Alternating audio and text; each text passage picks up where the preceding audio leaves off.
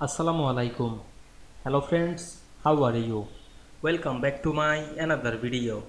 In this video, I am going to show you how to find hidden data in Excel spreadsheet.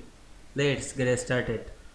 At first, you have to open your Excel workbook. Now we want to find hidden data. At first, find some data. Now I am select this data and make the color white, and we can see the data is hidden. Now we want to find this data. Select the find and select drop down menu, choose find option, then write the data,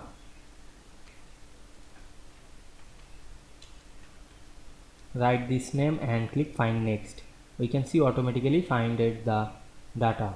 You can find another text. Now I am write another text, click find next.